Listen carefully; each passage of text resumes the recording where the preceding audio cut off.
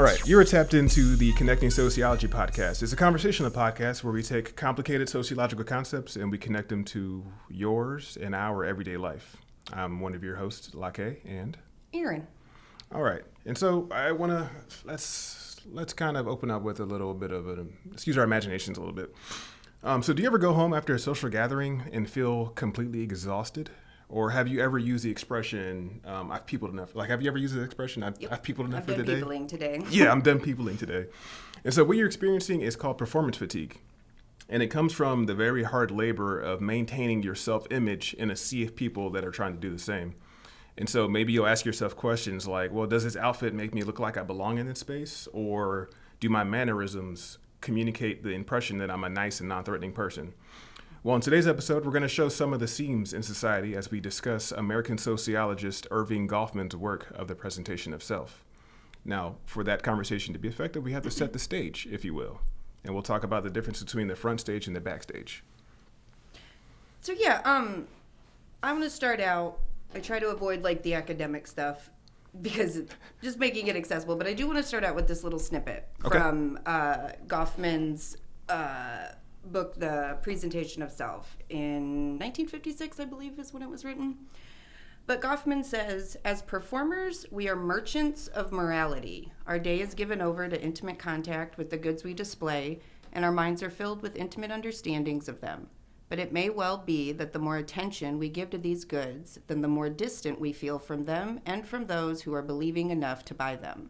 To use a different imagery, the very obligation and profitability of appearing always in a steady moral light, of being a socialized character, forces one to be the sort of person who is practiced in the ways of the stage. It's a lot of words. Yeah. What stands out to me, though, is that merchants of morality line. And it took me a second to figure out what exactly he meant by that. But I think what he meant was that we are constantly engineering and selling and presenting this curated version of ourselves in an effort to gain positive social value. And then if we think about social capital from our previous episode, like it makes sense that positive social value likely lends to more positive social capital. Mm-hmm. And so, like, when I hear as merchants of morality, Goffman states that we are more concerned with appearing moral rather than actually being moral. Okay. So what's an example of trying to appear moral as opposed to being moral? Well, so I think of one example I had thought about is like a big example, but thinking about people that are in, like public figures, and a lot of times we put them up on pedestals. So it makes me think about like some of these megachurch pastors that we learn about. Like if you think about like in the 1980s, like Jim Bakker was, convicted of fraud and trying to pay hush money to cover up a sexual assault. Carl Lentz from the big Hillsong Church, he left the church because of moral failings, which was infidelity. And, it's these people that give off this appearance of morality, but then it goes into that, like, who are you in the dark, right? Like, who are you when nobody's watching or when you think nobody's watching? Yeah, and I can insert another example because as you're saying that, I'm thinking of politicians when they campaign. And so it's probably a stupid example. So like you're trying to appeal to the black vote. And so you'll come on stage with like a do-rag and you're using AAVE or something like that. Mm-hmm. And then so like that's one visit on one stop on your campaign trail. But then you go to Texas and you have a big cowboy hat on, your big belt buckle, and you're saying howdy. I don't think they say howdy all the time in Texas, but just to show that, hey, I'm on your team. Hey, you can trust me because I look like you. I'm trying to sound like you, but it's a performance because who you are in the dark. Are you that person? No, you're from neither of those places, exactly. And you probably don't even believe half the crap you're saying, but you're trying to garner something. You're trying to get some kind of social capital. In that example, you're trying to get a vote. Yep. And so let's bring it back to our the stage, the front stage and the backstage, because I know Goffman kind of breaks breaks that down. So let's talk a little bit about the front stage. We already hinted to it a little bit already. Yeah. So I think about the front stage, like a good example that helps me understand it is like social media posts, Okay. right? So what we post on social media is the front stage. Like that's the finished product that we have curated. This is the image that I want you to see and that I want you to believe I am. Yes. Yeah, and accept it. So the backstage is going to be the camera setup, the angle, the lighting. It's going to be, I even think kind of in terms of like, why am I presenting this? Like, why do I need people to view me this way? And it's kind of, again, I view the backstage as like all of the shit that makes up that final finished product, that front stage product. Yeah. So does that make sense? That makes sense. And what I want to do for the audience, like what we want you guys to walk away from is not this sense of anxiety, like, oh my God, you're trying to think of all these things and how am I showing up, and if I wear this shirt or this hat, does it, like, don't worry about that. We just want you guys to be aware of the small systems in place in society, the small things that you don't really think about, but are the reason why society can continue to function. Yeah.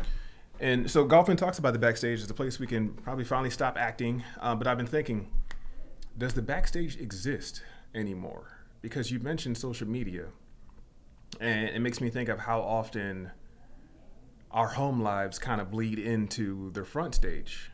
Yeah. Okay, I'll give an example. I'll give an anecdote. Are you familiar with Vanessa Guillon, Army soldier? Her remains were found. It's a little dark, but yeah, remains were found in Army soldier. She was stationed in Fort Hood, and her remains she went missing for a couple of weeks or something like that, and her remains were found some miles away from base or whatever, buried. But at the time, a lot of people were making, the usual social media posts like, I am Vanessa Guillon because of this, that, and the other. I did the same thing. Except I guess the angle I took was I kind of talked it up and said, like, because I have all these great things going in my life, things like that, and all these accolades for my career, I can still be murdered. I can still be murdered. I can still have violence kind of thrust upon me and things like that. But it was taken in a direction as if I was trying to take all the light from her and brought it onto myself. And so I don't know, it was a difficult moment because here I was trying to put this face out there, like saying like, hey, I understand, I'm kind of with that, but I was met with shame because of how it was received. And so I think about I think about moments like that where these different worlds can kind of bleed into one another. Yeah. But it plays into the performance. And so we'll shift into what's aptly called impression management. Yep. So leaving on that point, so the idea of impression management, so these things that we do to maintain, I don't want to call it the facade, but maintain this image that we have, the self that we're trying to put out into the world. And I think of all the many times that I've consciously done things to signal, to communicate to others in a certain way. The example that comes to mind is being a male, and maybe walking down the street and maybe past a group of women or something like that. And I tend to internalize that because of just things that I've seen online and the instances, and I don't want to be seen as that. So what will I do? I'll put my hands in my pockets, or I'll beatbox to myself out loud, or I will shrink my physical posture just to seem non-threatening, to manage the impression that I'm a safe person to be around. Do you have any examples of ways that you've consciously tried to manage your impression? So I have an example, and I don't think I manage it. It's not me managing it for in a positive way, but I like going to shows, and I have a handful of bands where I go by myself. Like, nobody needs to see me like that I see on my day-to-day, life. But two, because I have a lot of social anxiety, and I struggle with, where do I put my body? Like, it makes me think like Ricky Bobby, and like, I don't know what to do with these hands. You know what I mean? But it's like, am I leaning? Am I casual? Like, what am I doing? And so I bring a book with me to shows for the beginning of when we're just waiting around, right? Because if I'm by myself, I'm not drinking because I'm driving. And yeah, so the easiest thing for me is to have a book in my hand. My head is down. Nobody is going to approach me. And it passes that awkward chunk of time before the show actually starts. Then the show starts and it's dark and I don't give a shit. But yeah, like it's not the most positive, way that I want to present myself, but I don't want anybody to bother me. And I guarantee you, like, okay, so let's switch out the book for this guy. How often do people use this to maintain this idea of privacy or security, or just trying to avoid conversation or even human interactions and things? Like, we're given the impression that, hey, I'm kind of closed off right now. I'm not interested. If the viewers haven't noticed, the shirt was a very conscious choice, because, like, so for me, I hope that it communicates my transparency. It makes people more comfortable and makes people feel like, okay, maybe he's working on some things. things. Yeah, he's working on some things that's normalized. But on the same token, I'm also aware that there are people who have a different view of what therapy could mean. And so maybe it frames me in the light of someone who's incapable of handling responsibility, or someone who's not all together, or who could, things like that. Or has some mental health, diagnosis that just requires lifelong blah, blah, blah. Right. And these are things that we're putting out there, and so people are receiving it, and they're reacting to it, and they're internalizing it, and they are in turn presenting themselves in a certain way to embody that. Yep. The guys that come into a room with, like, what we call the air lats, they come in like that because they want everyone to know they're big and strong, or people that everyone's favorite CrossFitters who wear workout apparel all day long because they want to attract other CrossFitters or other people that are fit. These are all things that we... Or even like business owners that wear their t-shirt advertising, but like that too, like the way that like nurses, like you see someone in scrubs, you assume, oh, they're a nurse. And they could be, cleaning, hotels and stuff. Okay, yeah, I was like... I'm trying not to, I don't want to use the word maid or anything, but yeah. And it's like... not gender. But, you think like we have those, it's like that first impression thing, right? Like when I see you, I see someone put together, I see glasses, I see you've got your computer, you've got your buds in and stuff. So if I didn't know you, I wouldn't say anything because I'm like, oh, he's very busy. But like, I also look at it like, oh, he's very busy. Like he's studying, he's a student, or even like, because we're a little bit older, I think we get mistaken for staff or, faculty or whatever sometimes. Keep that to yourself. Well, I know some people here have thought we were like, but yeah, like it's that, just that maintenance of how I want people to perceive me. Mm-hmm. And it is exhausting. Yeah, very exhausting. And we're only talking about the physical space. Right. So let's transition to our favorite space, the digital space. And so I'm like, well, let's open it up with a question. Are you when you post online?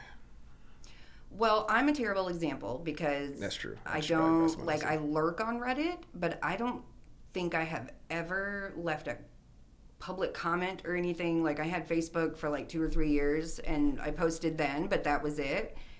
But yeah, I don't comment. I don't really have that much of a digital footprint because I know people are so mean sometimes. Yeah. And they're so quick to correct you or judge you or, you know what I mean? Mm-hmm. And so that alone has kept me from ever like dipping my toes in the comments. Like, So, obviously, I'm online a lot more, but I have this question a lot. Like, is the real me the one that I present offline? Because like in school, I'm a different person. At home, I'm a different person. At work, I'm a different person. Certain social groups, I'm a different person. But you're also in different roles. Yes, yeah, true. That's very true, very true.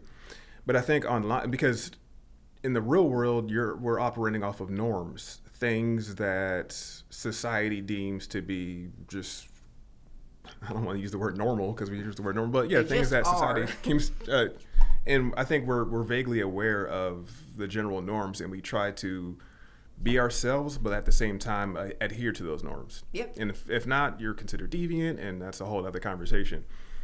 But I think online, there's not that much social pressure. It is a lawless land out there. Like, it is international waters online. Like, those norms, those niceties, those, you know what I mean? Yeah. Like, we aren't sugarcoating things. And sometimes I can see how that could be a good thing in some ways. But now it's like, if we think about like our president, like he says the most, I've just never heard things like that before. And I know I have spoken to a lot of his supporters, and that was one of his selling points for them, was that he speaks his mind. Yeah, and he He's did just like not us. try to give the appearance of morality, because he is not moral, and it was refreshing to a lot of people. And so now it's like, are we losing that sense of shame? Could be shame. Have you no shame? Yeah. That kind of thing. That's what comes to mind. But yeah, and that main character syndrome, yeah, too. And part of it is performance. I'm performing, like, I'm tap dancing in front of you guys as someone who is open, who speaks his mind, who doesn't give a crap, who's not part of the structure and all this other blah, blah, blah, blah. You're still performing a role because there's an intended goal. Yeah. You want to be elected. You want to run the country. You want your person elected. You want to assert your will and your ideologies and your norms to everyone else. And so it's all just a dance. But and I take it back to online, because, again, operating online, as you were saying, there's no norms. It's like a lawless land. And what I've noticed is people seem to be more comfortable being more authentic, or if not. What do you mean by authentic? Being just saying it. Maybe this is why the internet seems like such a horrible, lawless place, is because people don't have as many inhibitions when they post online. They can be more themselves if they don't like something. And that's probably what it is, anonymity. Because is the real you online, or is the real you offline? Is there even a real us? Also a fair question, because if you're different people in different spaces, different times, and different props and different settings, online and offline, there's no monolithic you that exists. And I feel like we're getting away from sociology, but it's that code switching element, right? And all of that. My favorite thing to do. And I know me as a white woman, like, my masking and face work and code switching and stuff is very different from you as a black man. And my role as a student is very different than my role as a mother. And I'm not a student sitting in class acting like the teacher or the professor. With my kids, I'm paying the bills. I'm got the schedules going and all of that. They're not doing that. Right. Well, ideally. But yeah, we have these roles, and then within that, we have to consider, I think, our place in the social world when we're in those roles, or when we are performing. It starts off surface level. You're thinking it's a performance. I'm kind of presenting myself as different person depending on where I am and things like that and who I'm around. The seam of society, it's because we all, on a deeper level, we all trust that the other person, the people around us, are going to stay in character. Yeah. They're going to maintain this smooth interaction. And I've given this example before, or we've talked about it, but my older son, he's got ADHD, and it took me a while to finally agree to put him on medication for his ADHD. And eventually it literally boiled down to he was getting in the way of other kids' education, essentially, right? When you're disruptive and loud and stuff, it impacts other students' ability to learn as well. But I think it really was, in part, not so much to help him. I mean, it was, don't get me wrong, but it was also to ensure that those around him are comfortable, right? It is to ensure that their interactions within the classroom or at a restaurant or whatever aren't going to be interrupted by this kid who struggles to sit still for 8 hours like we all do. And really, is that medication, right? You can't maintain these interactions the way that we expect you to, so let's pop a pill to ensure that you can. Ooh, that's a dark way to look at it, because it's hey, you're not adhering to these norms, so we're going to label you deviant. Yes. We're going to categorize you. We're going to label you. We're going to slap medication on you, and then we're going to monitor you. But it's it goes into who are we performing for? Is it for ourselves? Is it for other people? Are there always intentions or motivations, or you know what I mean? Yeah, definitely. And I would say we do it more for ourselves, because of just the anticipated response of everyone else around us, or just the world, the environment around us.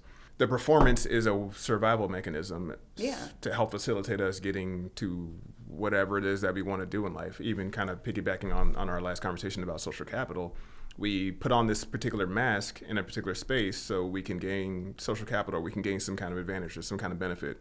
Your case, you have a book in your face, the prop of a book in your face to show that, hey, I'm not trying to be approached right now. Too, some people literally carry books as a prop, right? Like, look at me, I'm reading this book. Yeah. Okay. So let's take that. Let's talk about props a little bit more, and how they function. Prop, phone prop.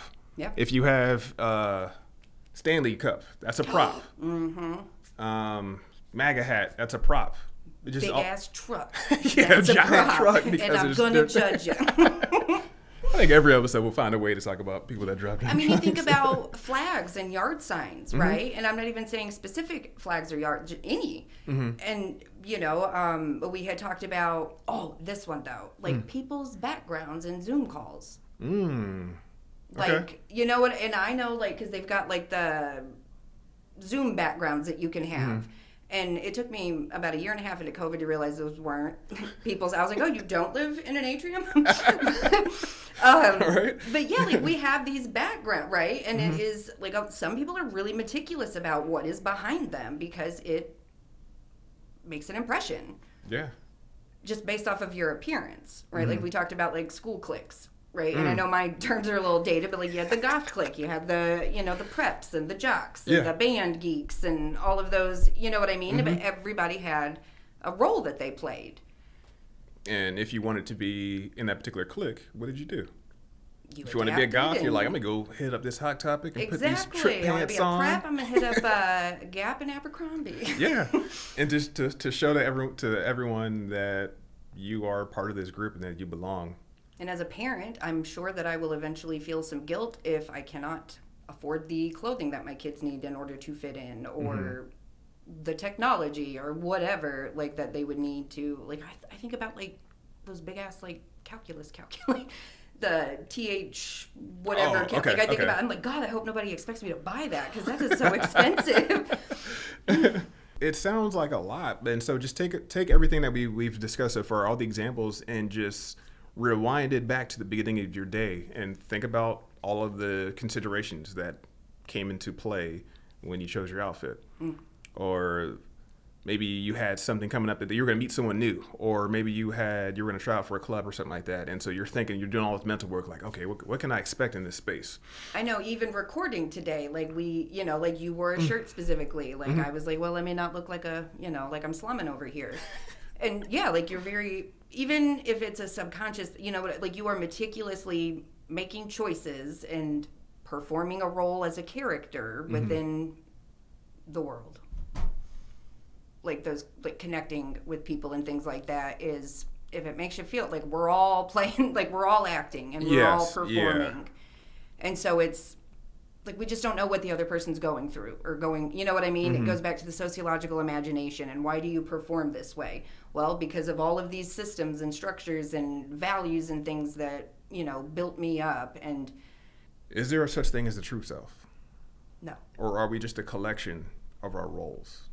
I have a pretty clear image of who I think I am, but then I had to confront the fact that I'm not that same person in every space of my life. And so it makes more sense to think that we are just a collection of the different roles that we play.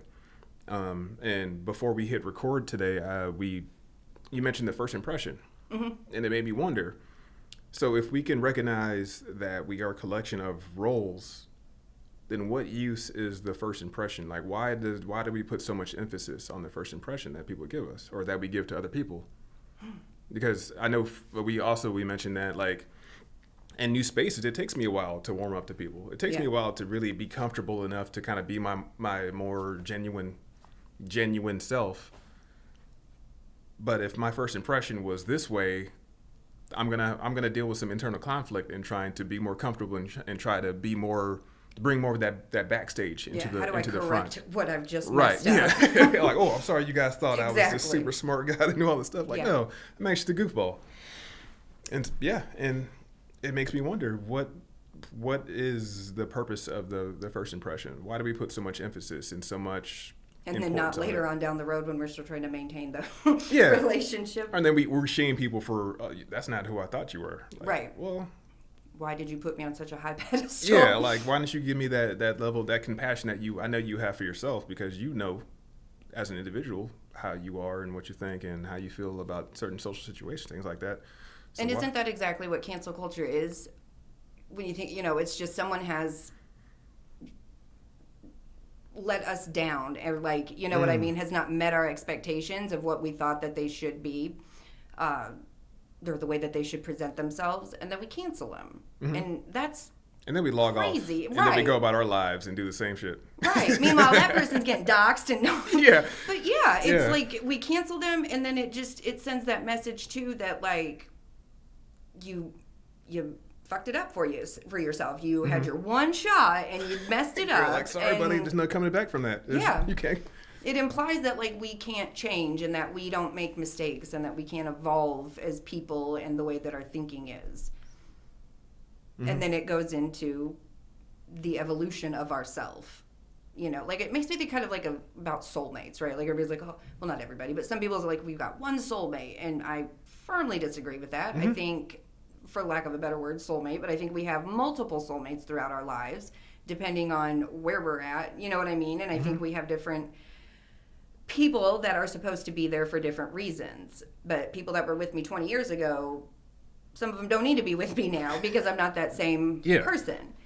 But, we're just a big old blob of everything that we've grown up in. I completely agree. And to put a nice bow on this conversation, I just want to end with the fact that I think here we're just making a case for compassion. We're not saying that every horrible person, you have to look at them and say, you know what, I think they're just doing their best. No, not at all. Not at all. I see you. You see bullshit. If you see and hear bullshit, call it out.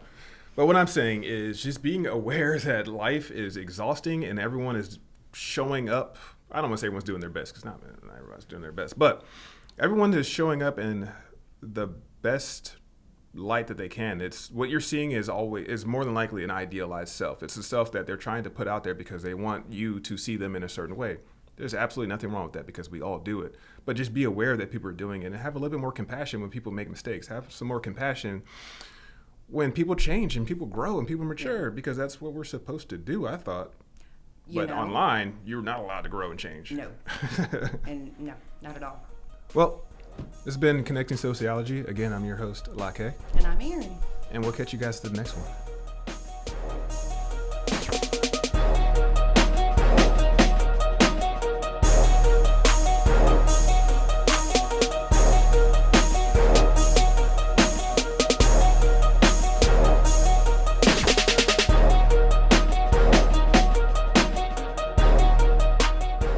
I feel pretty good about that. Yeah.